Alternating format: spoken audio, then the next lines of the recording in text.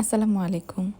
আমরা তৈরি করব শীতের মেইন আকর্ষণ ভাপা পিঠা।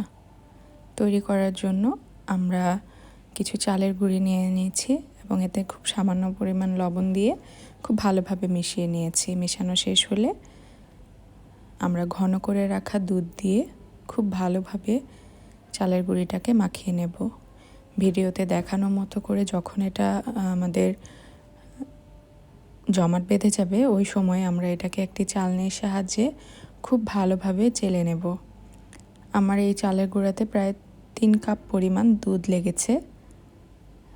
দুধটা অপশনাল, কেউ চাইলে পানি দিয়েও চালের গুঁড়োটাকে ভালোভাবে মাখিয়ে নিতে পারে। এরপর একটি চালনির সাহায্যে ছেঁকে নিয়ে আমরা সাথে কিছু গুড় কুচি করে নেব বা কেটে নেব এবং নারকেল নিয়ে নেব। চালনি দিয়ে চালার কারণে পিঠাটা খুব সফট হবে এবং কোনো ধরনের লাম্পস থাকবে না পিঠায়।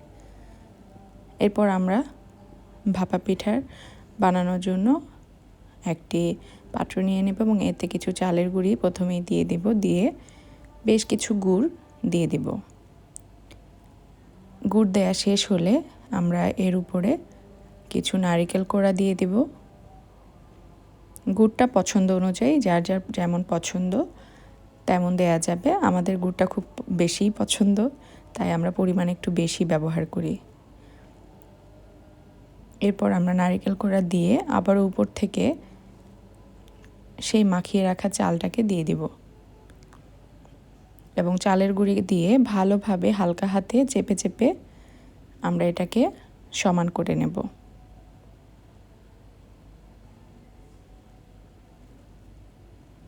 এই কাজটা খুব হালকা হাতে করতে হবে, খুব প্রেসার দিয়ে করা যাবে না, তাহলে পিঠাটা খেতে সফট হবে না।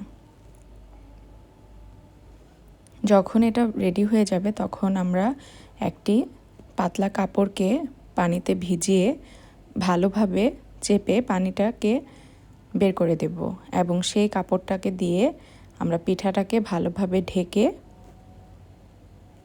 নিয়ে তারপর পাতিলের উপরে বসিয়ে দেব। ভাপা পিঠার জন্য আমার ভাপা পিঠা পাতিল রয়েছে, আমি ওটাতেই বসিয়ে দেব। পাতিলের ভিতরে আমি কিছু পানি দিয়ে দিয়েছি এবং পানিটাকে খুব ভালোভাবে গরম করে নিয়েছি। এরপর ভিডিওতে দেখানো মতো করে পিঠাটাকে উল্টিয়ে নিয়ে আমরা দিয়ে দেব এবং বাটিটাকে বের করে নেব। বাটিটা বের করে নিয়ে ভালোভাবে আমরা কাপড়টাকে পিঠার উপরে ঢেকে দেব। এরপর একটি ঢাকনার সাহায্যে ঢেকে 5 মিনিট অপেক্ষা করব। 5 মিনিট পরে আমরা যখন এটা খুলে দেখব আমাদের পিঠা একদম রেডি।